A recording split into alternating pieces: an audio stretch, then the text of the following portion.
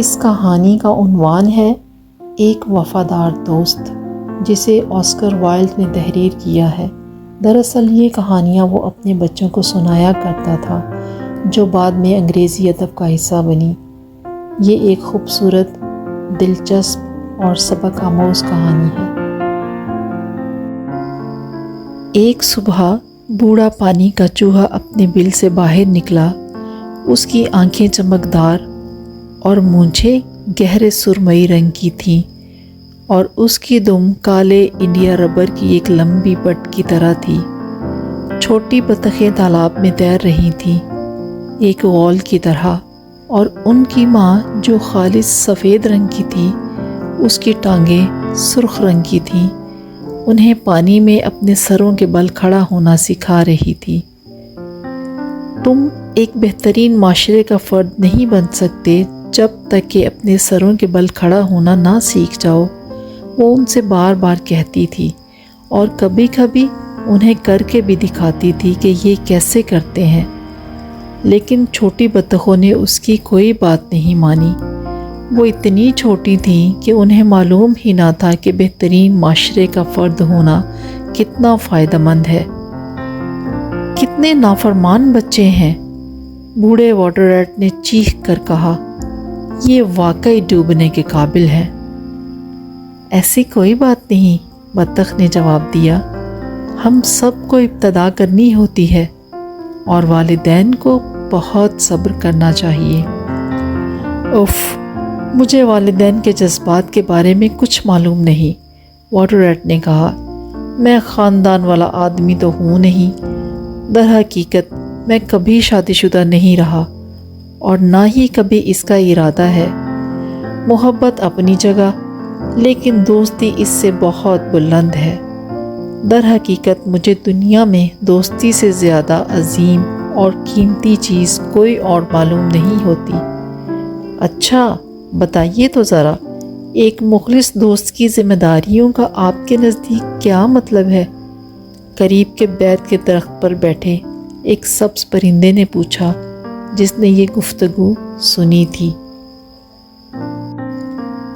ہاں، یہی تو میں جاننا چاہتی ہوں، بطخ نے کہا، اور وہ تالاب کے آخری کنارے کی طرف چلی گئی، اپنے بچوں کو ایک اچھی مثال دینے کے لیے سر کے بل کھڑی ہو گئی۔ یہ کیسا عجیب سوال ہے، پانی کے چوہے نے کہا، مجھے توقع ہے کہ میرا وفادار دوست میرے لیے بہت مخلص ہوگا، اور بدلے میں تم کیا کرو گے؟ چھوٹے پرندے نے کہا، جو درخت کی شاخ پر بیٹھا اپنے پروں کو پھڑپڑا رہا تھا۔ میں تمہاری بات نہیں سمجھا، پانی کے چوہے نے جواب دیا۔ میں تمہیں اس موضوع پر ایک کہانی سناتا ہوں، پرندے نے کہا۔ کیا یہ کہانی میرے بارے میں ہے؟ پانی کے چوہے نے پوچھا۔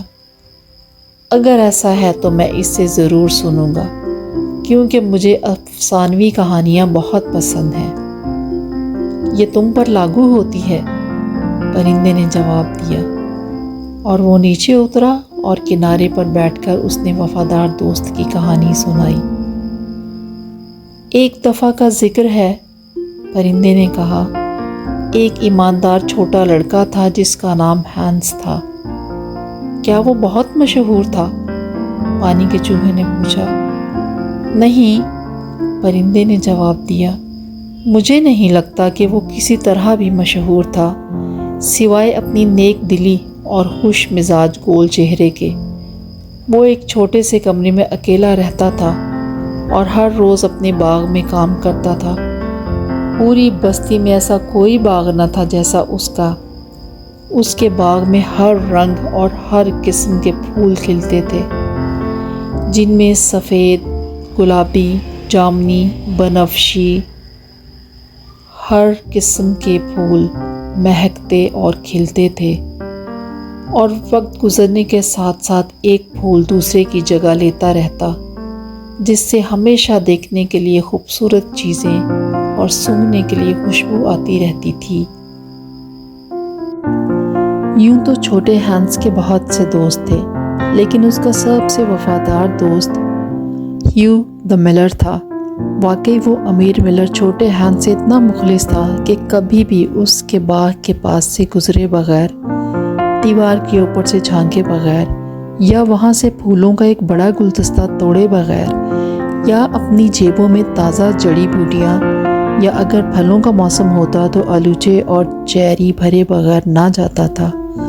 حقیقی دوستوں کے پاس ہر چیز مشترک ہونی چاہیے، ملر کہا کرتا تھا، اور چھوٹا ہینس سر ہلا کر مسکراتا اور خوش ہوتا اور اپنے ایسے عظیم خیالات والے دوست پر فخر محسوس کرتا۔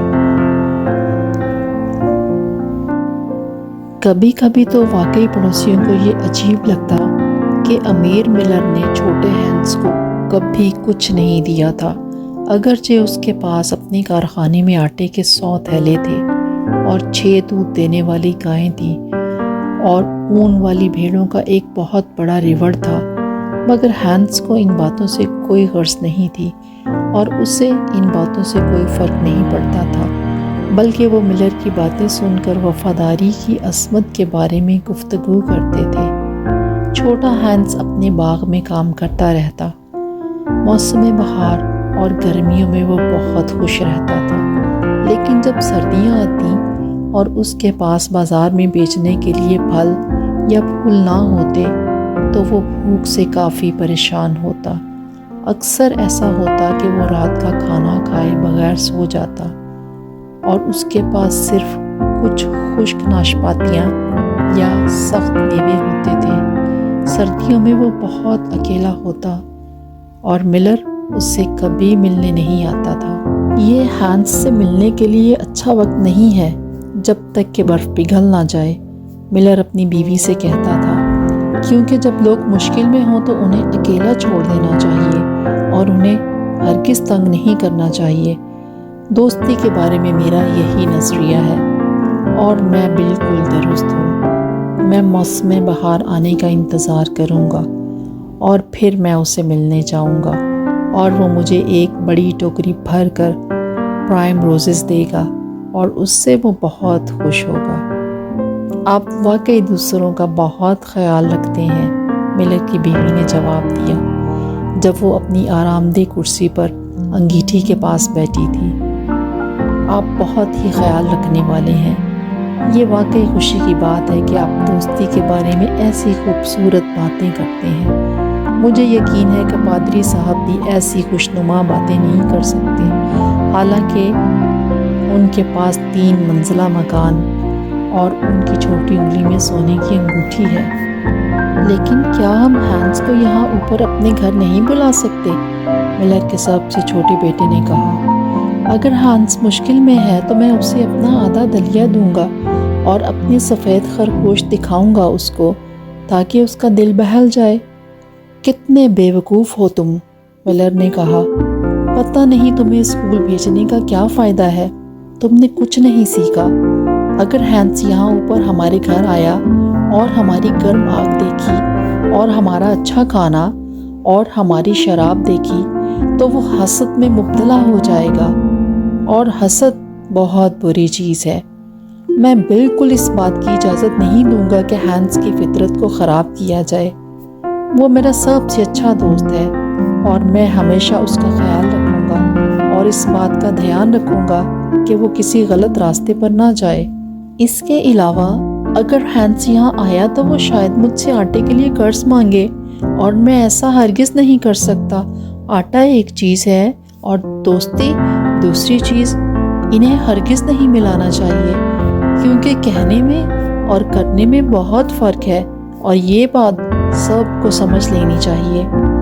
آپ کتنی اچھی باتیں کرتے ہیں، ملر کی بیوی نے کہا اور اپنے لیے ایک بڑا گرم گلاس کا شربت نکالا۔ واقعی مجھے تو نیند آنے لگی ہے، یہ بالکل چرچ کی طرح ہے۔ بہت سے لوگ اچھی باتیں کرتے ہیں، ملر نے جواب دیا، لیکن بہت کم لوگ بات کرنے میں مہارت رکھتے ہیں۔ اس سے پتہ چلتا ہے کہ بات کرنا کتنا مشکل کام ہے اور قیمتی بھی۔ یہ کہتے ہوئے اس نے اپنی نظریں اپنے چھوٹے بیٹے پر گاڑ دیں، جو اتنا شرمندہ تھا کہ اس نے اپنا سر جھکا لیا اور چائے کے کپ میں ہی اس کے آنسو ٹپکنے لگے۔ تاہم وہ بہت چھوٹا تھا، اس لیے اسے معاف کرنا چاہیے۔ کیا یہ کہانی کا اختتام ہے؟ پانی کے چوہے نے پوچھا۔ بالکل نہیں، پرندے نے جواب دیا، یہ تو کہانی کی ابتدا ہے۔ تو پھر تم وقت سے بہت پیچھے ہو، پانی کے چوہے نے جواب دیا۔ آج کل کا ہر کہانی لکھنے والا آخر سے شروع کرتا ہے اور پھر درمیان سے ہوتا ہوا آغاز کی طرف آتا ہے اور اسی پر ختم کر دیتا ہے۔ یہ نیا طریقہ ہے۔ میں نے ایک دن ایک نقاد سے سنا تھا جو تالاب کے ارد گرد ایک نوجوان کے ساتھ گھوم پھر رہا تھا۔ اس نے ایک موضوع پر بڑی تفصیل سے بات کی اور میں یقین سے کہہ سکتا ہوں کہ اس کا خیال درست تھا، کیونکہ اس نے نیلے رنگ کی اینک پہن رکھی تھی اور اس کا سر گنجا تھا، اور جب بھی نوجوان نے کچھ کہا تو وہ جواب میں کہتا لیکن براہ کرم اپنی کہانی جاری رکھو، مجھے ملر بہت پسند ہے، میرے دل میں اس کے لیے تمام خوبصورت جذبات ہیں اور ہمارے درمیان زبردست ہم آہنگی ہے۔ اچھا، پرندے نے کہا، جو ایک ٹانگ پر چھلانگ لگا رہا تھا اور پھر دوسری پر۔ جیسے ہی سردیاں ختم ہوئیں اور پھولوں کے کھلنے کا موسم آ گیا، ملر نے اپنی بیوی سے کہا کہ وہ نیچے جا کر ہینس کو ملے گا۔ واہ، تمہارا دل کتنا اچھا ہے، اس کی بیوی نے کہا، تم ہمیشہ دوسروں کا خیال رکھتے ہو، اور یہ بات یاد رکھنا کہ تم اپنے ساتھ پھولوں کی بڑی ٹوکری لے کر جانا۔ لہٰذا ملر نے اپنی ہوا سے چلنے والی چکی کے پردوں کو ایک مضبوط آہنی زنجیر کے ساتھ باندھ دیا اور ٹوکری کو اپنی باہوں میں لے کر پہاڑی سے نیچے ہینس کے گھر کی طرف چل پڑا۔ صبح بخیر چھوٹے ہینس، ملر نے کہا۔ صبح بخیر، ہینس نے جواب دیا، جو اپنے بیلچے سے ٹیک لگائے مسکرا رہا تھا۔ تمہارا سردی کا موسم کیسے گزرا؟ ملر نے کہا۔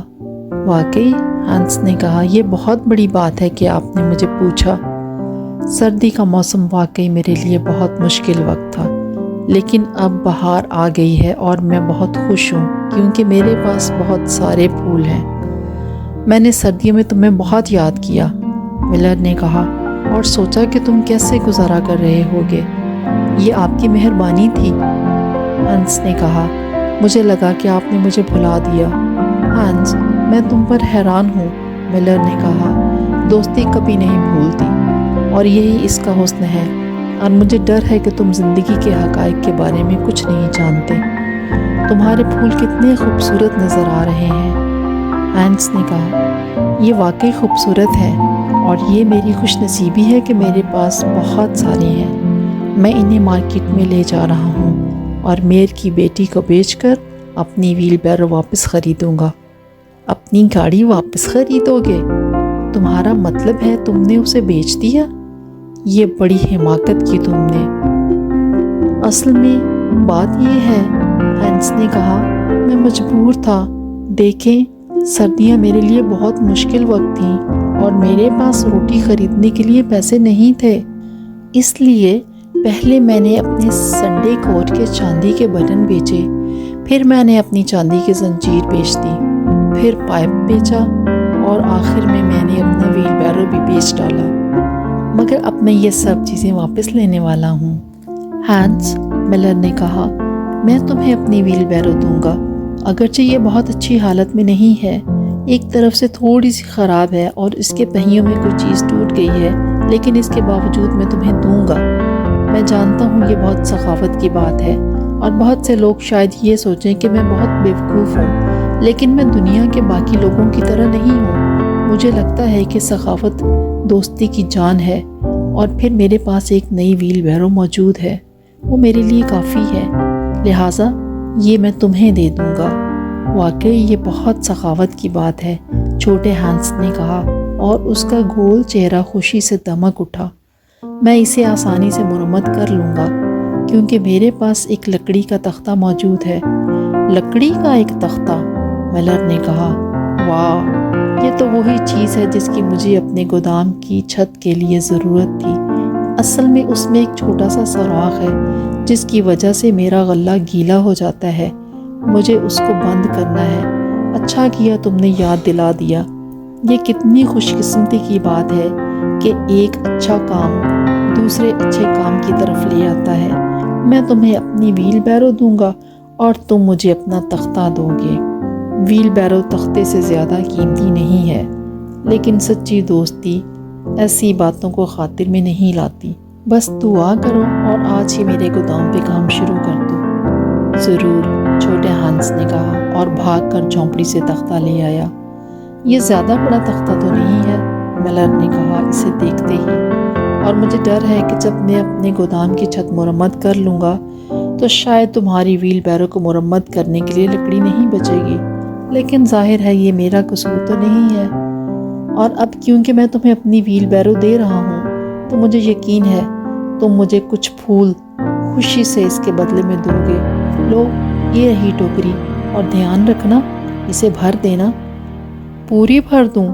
چھوٹے ہانس نے اداسی سے کہا، کیونکہ یہ ایک بہت بڑی ٹوکری تھی اور وہ جانتا تھا کہ اگر اس نے اس ٹوکری کو بھر دیا تو اس کے پاس بازار لے جانے کے لیے پھول نہیں بچیں گے، اور وہ اپنے چاندی کے بٹن واپس حاصل کرنے کے لیے بے چین بھی تو تھا۔ واقعی؟ ملر نے جواب دیا، چونکہ میں تمہیں اپنی ویل بیرو دے رہا ہوں تو مجھے نہیں لگتا کہ چند پھول مانگنا زیادہ بڑی بات ہے۔ ہاں، میں غلط ہو سکتا ہوں، لیکن میرا خیال تھا کہ دوستی، سچی دوستی، ہر قسم کی خود غرضی سے آزاد ہوتی ہے۔ میرے عزیز دوست، میرے پیارے دوست، چھوٹے ہانس نے کہا، میرے باغ کے تمام پھول تمہارے لیے ہیں۔ میں تمہاری قیمتی رائے کو اپنے چاندی کے بٹنوں سے کہیں زیادہ اہمیت دیتا ہوں۔ اور وہ دوڑ کر گیا اور اپنے سارے خوبصورت پھول توڑ کر ملر کی ٹوکری میں ڈال دیے۔ خدا حافظ چھوٹے ہانس، ملر نے کہا، اور وہ تختے کے ساتھ پہاڑی پر چڑھ گیا جہاں اس کا گھر تھا، اور بڑی ٹوکری اس کے ہاتھ میں تھی۔ خدا حافظ چھوٹے ہانس نے کہا، اور وہ خوشی سے کھدائی کرنے لگا، کیونکہ وہ ویل بیرو کی وجہ سے بہت خوش تھا۔ اگلے دن وہ اپنے گھر میں بیلیں دیوار پر چڑھانے میں مصروف تھا کہ اچانک اسے ملر کی آواز سڑک سے آتی ہوئی معلوم ہوئی۔ وہ سیڑھی سے نیچے اترا، باغ میں آیا اور دیوار کے اوپر سے جھانکنے لگا۔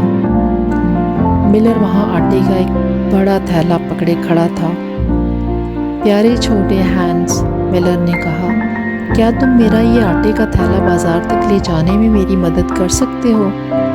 اوہ، مجھے بہت افسوس ہے، ہانس نے کہا، لیکن آج میں واقعی بہت مصروف ہوں۔ مجھے اپنی بیلوں کو دیوار پر چڑھانا ہے اور تمام پھولوں کو پانی دینا ہے اور گھاس کو سنوارنا ہے۔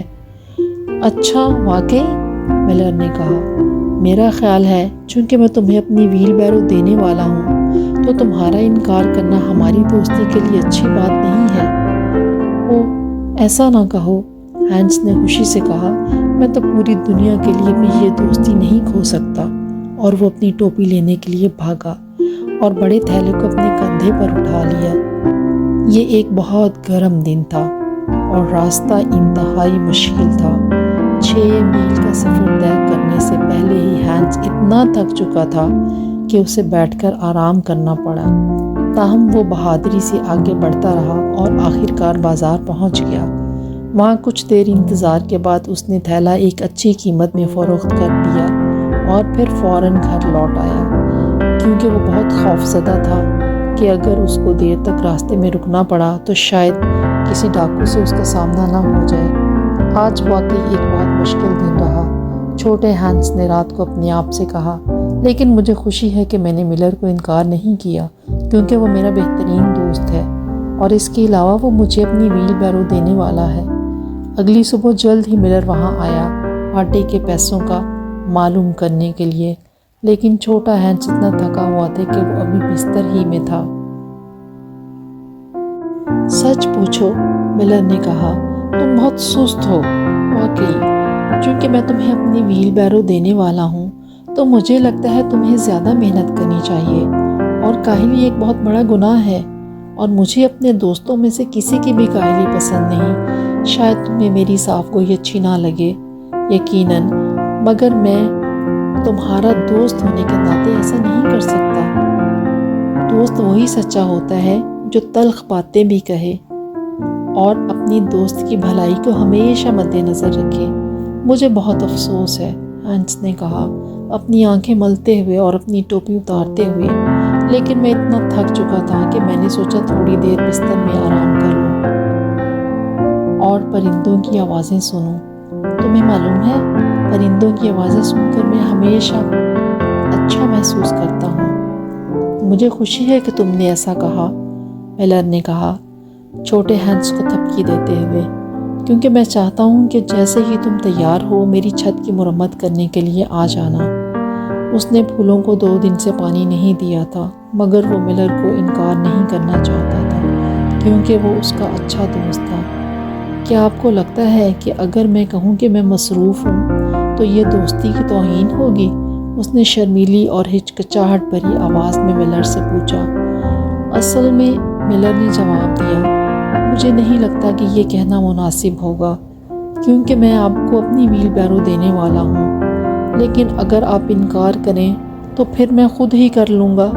ارے نہیں، بالکل نہیں، چھوٹے ہینس نے پکارا اور وہ بستر سے کود پڑا، کپڑے پہنے اور وہاں پہنچ گیا کام کرنے کے لیے۔ وہ سارا دن کام کرتا رہا، سورج غروب ہونے تک، اور شام کو ملر آیا دیکھنے کے لیے کہ اس نے کام کیسا سر انجام دیا ہے۔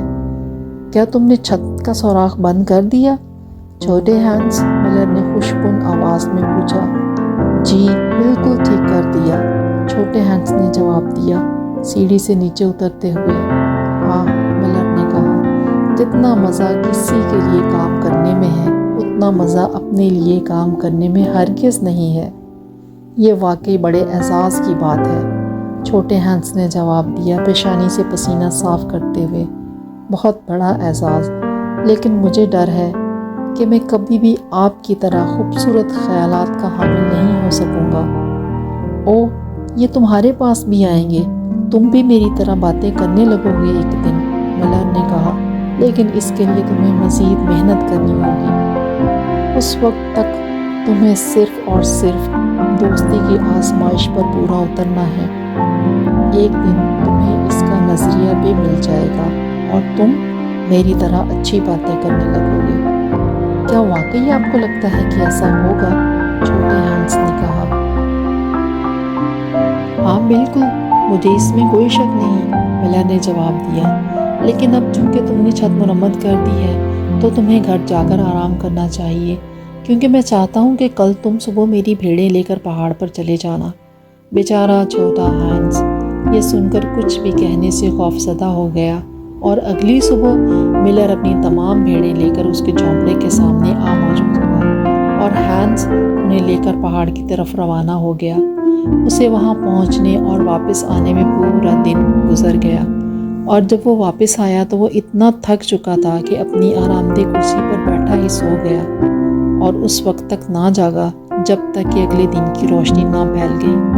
کتنا خوبصورت وقت ہوگا جب میں اپنے باغ میں کام کروں گا، اس نے کہا اور فوراً کام شروع کر دیا، لیکن کسی نہ کسی طرح وہ کبھی بھی اپنے پھولوں کا خیال نہ رکھ سکا، کیونکہ اس کا دوست ملر ہمیشہ آتا اور اسے لمبے لمبے کاموں میں مصروف کر دیتا یا اسے چکی میں مدد کرنے کے لیے کہتا۔ چھوٹا ہینس اکثر پریشان ہو جاتا کیونکہ اسے ڈر تھا کہ اس کے پھول سوچیں گے کہ اس نے انہیں بھلا دیا، مگر وہ اپنے آپ کو تسلی دیتا کہ ملر اس کا بہترین دوست ہے۔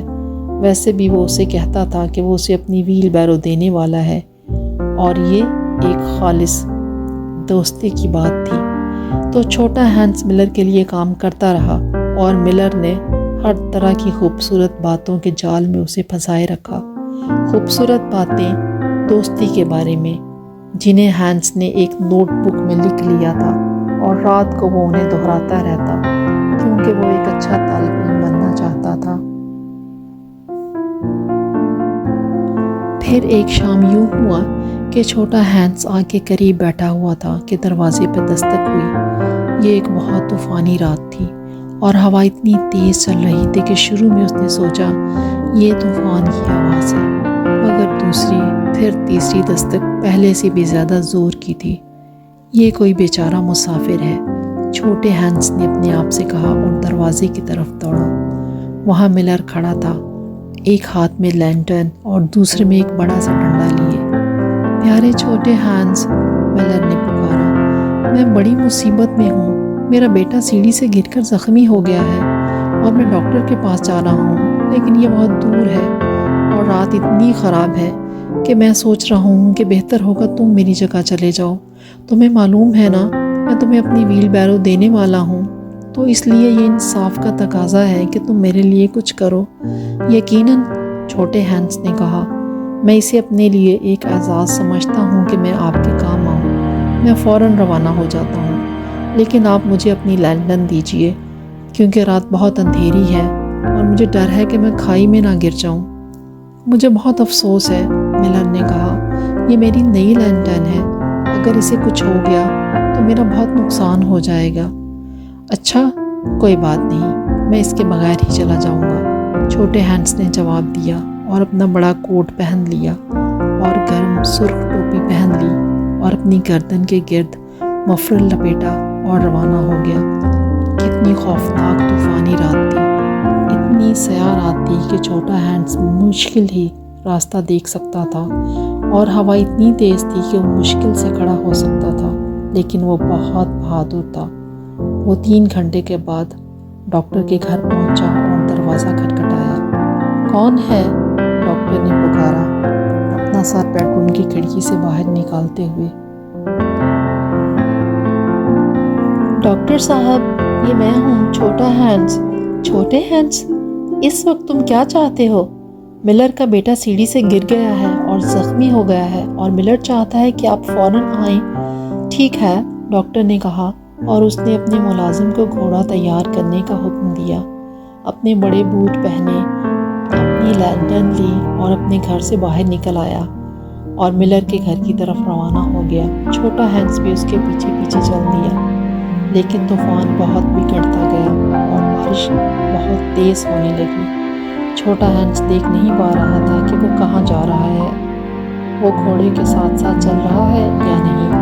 آخر کار وہ اپنی راہ بھٹک گیا اور دلدلی علاقے میں جا پہنچا، جو ایک بہت خطرناک جگہ تھی کیونکہ یہ جگہ گہرے کھڑوں سے بھری ہوئی تھی اور وہاں بیچارہ چھوٹا ہینس ڈوب کر مر گیا۔ اس کی لاش کچھ چرواہوں نے اگلے دن پانی کے ایک بڑے جوہر میں سے تیرتی ہوئی پائی اور وہ اسے لے کر اس کی جھونپڑی میں واپس آئے۔